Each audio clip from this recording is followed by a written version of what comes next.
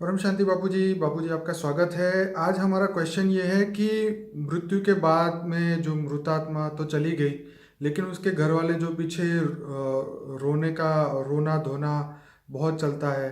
तो कई लोग कहते हैं कि मरने वाली आत्मा के पीछे ज़्यादा रोना नहीं चाहिए, या उसके रिगार्डिंग आप क्या कहेंगे? हाँ, सही बात है। जो आत्मा मर जाती है हम्म, वो आत्मा तो घर में ही होती है, काफी दिनों तक रहती है वहाँ। ठीक है। क्योंकि उसका अटैचमेंट घर में मोह होता है ना, देह और देह के संबंधों में मोह होता है। ठीक है। कई आत्माओं ने मेहनत कर करके घर बनाया तो घर में भी मोह होता है। ओके। कई आत्माओं का कहीं अंतमति सो गति, कहीं ना कहीं आत्मा मरते वक्त कहीं ना कहीं मोह फंस जाता है। ठीक है। तो वो आत्मा वहीं रहती है। फिर जब ये रोते हैं, चिल्लाते हैं, याद कर करके मरने वाली आत्मा को याद करते हैं, बहुत रोते हैं, कई दिनों तक रोते रहते हैं, तो वो भी दुखी होती है ना। इसलिए वो आत्मा को अगर सुख देना चाहते हो तो बोलो कोई नहीं है, उसके लिए परमात्मा से प्रार्थना करो कि उसको सद्गति मिले। उसको क्या करना चाहिए? क्योंकि सद्गति करे, नहीं तो वो आत्मा जब भी आप उसको याद करोगे, रोओगे, तो वो दुखी हो जाएगी ना। कि वो आत्मा तो 3 तत्वों में है, आकाश वायु अग्नि से शरीर बना हुआ है, 2 तत्व नहीं है, जल मिट्टी नहीं है।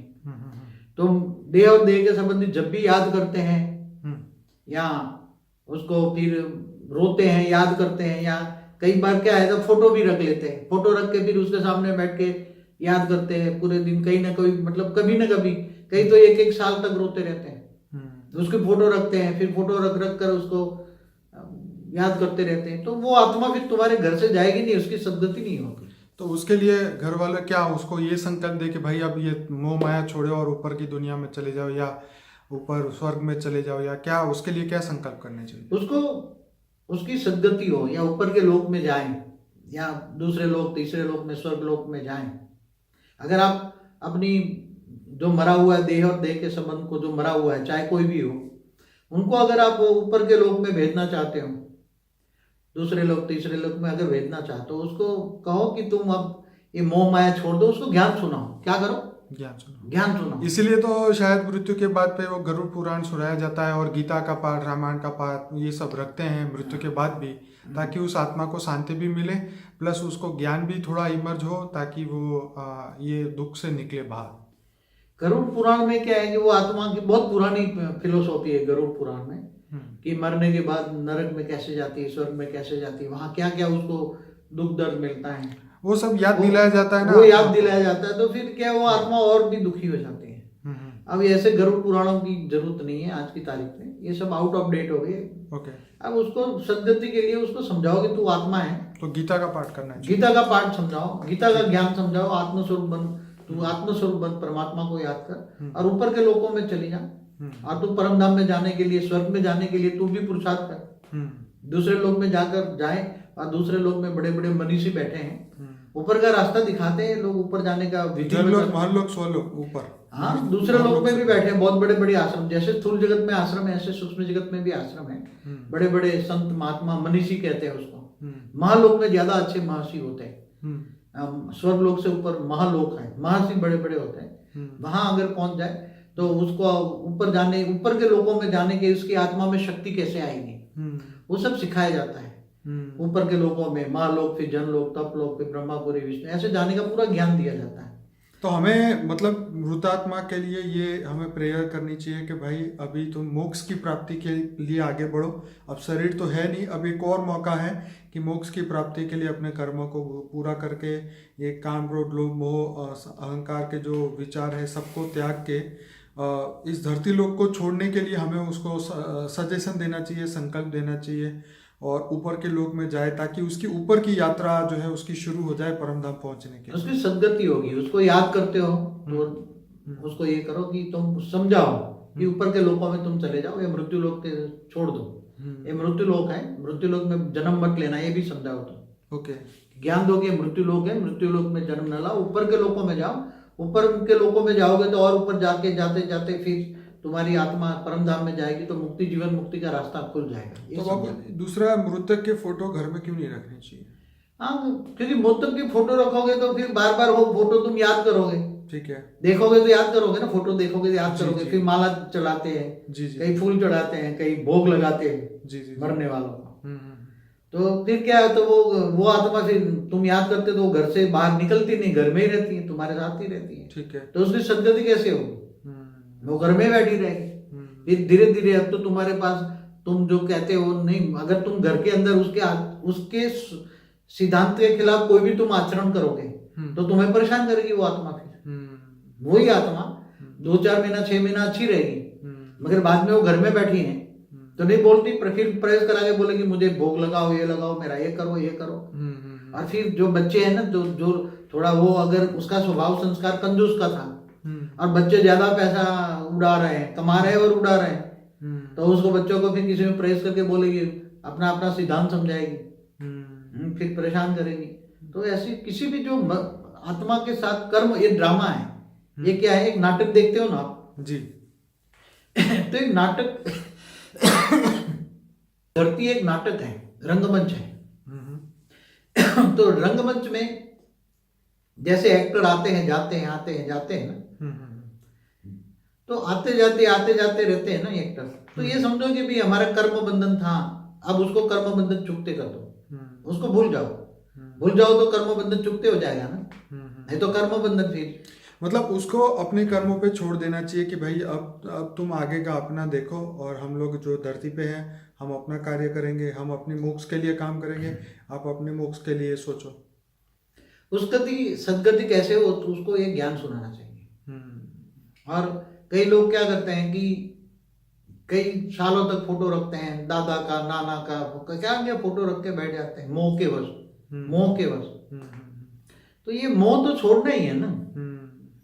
भक्ति मार्ग में क्या कहते हैं, विषय विकार मिटाओ देवा, पाप हरो देवा। तो विषय विकार में तो सबसे पहला मोह है। बाबूजी 1-2 साल ये सब चलता है, फिर बाद में कौन याद रख रहा है। आज परदादा को किसने ना देखा, ना फोटो है, ना कुछ। ये तो सिर्फ 5-10 साल की बात होती है, उसके बाद में सब फोटो निकाल के वैसे ही रख देते हैं। लेकिन मतलब याद कर करके उसको ऊपर जाने को रास्ता नहीं देते हैं कि भाई जाओ यहाँ से ऊपर की दुनिया में जाओ, अपना मोक्ष के लिए आगे बढ़ो। ये हमें संकल्प और सजेशन देना चाहिए मृतक आत्मा को।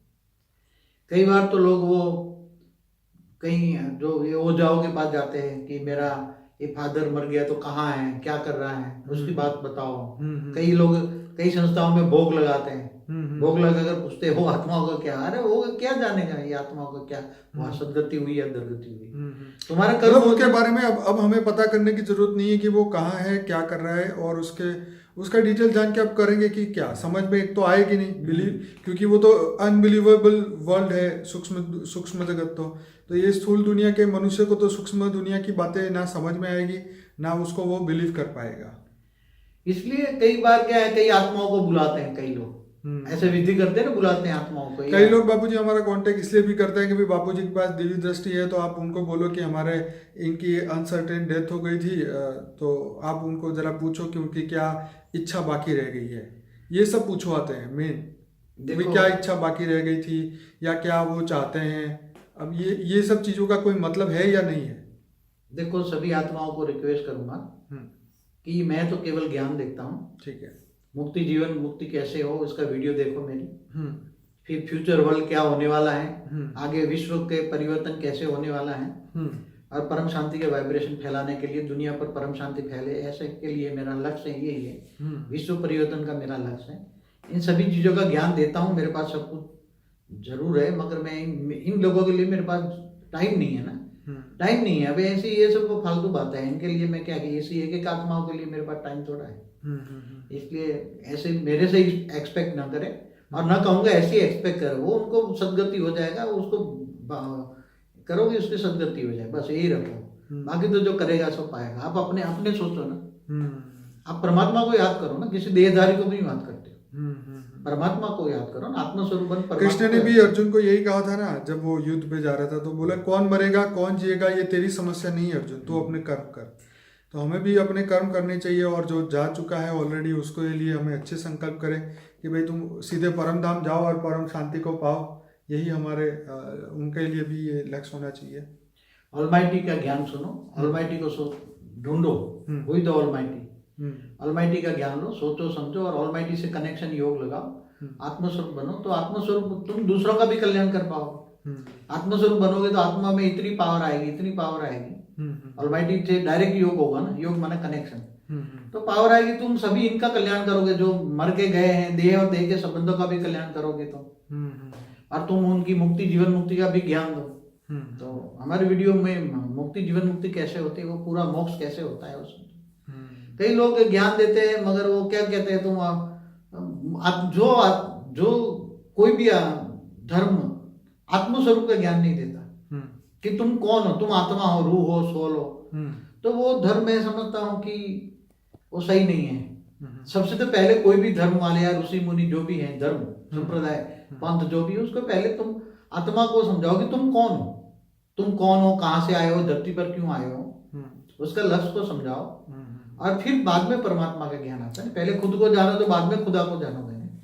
चलिए बढ़िया बाबूजी, अब हम इस वीडियो को यहीं पूरा करते हैं। सभी श्रोताओं को कहेंगे कि हमारे 1500 वीडियोस यूट्यूब में हैं, हमारे चैनल को सब्सक्राइब करें, अनस्पोकन ट्रूथ प्लेलिस्ट जरूर देखें 90 वीडियो का, ताकि आपको इसमें और हमारा जो लाइफ आफ्टर डेथ का जो वीडियो है आप पूरा देखिए, हिंदी और इंग्लिश दोनों में है, ताकि आपको पता चले कि सूक्ष्म दुनिया भी क्या है और वहाँ पे मृतक आत्मा कहाँ से कहाँ उसकी गति होती है। ये सभी बात बापूजी ने अपने लाइफ आफ्टर डेथ के वीडियो में बनाई है और 15 लाख लोगों ने उसे देखा है। तो आप सभी उसको देखिए, शेयर करें। परम शांति। और कुछ कहेंगे बापू? परम शांति। परम शांति।